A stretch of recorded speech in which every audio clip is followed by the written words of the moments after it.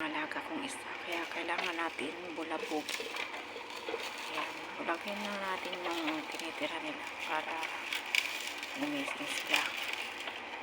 Sige, gising kayo, tulog kayo ng tulog eh. Gising, gising, gising. Huwag nang patulog-tulog.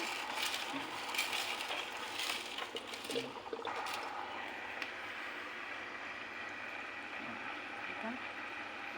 Tulog ng tulog eh. Bulabugin natin sila. Oh.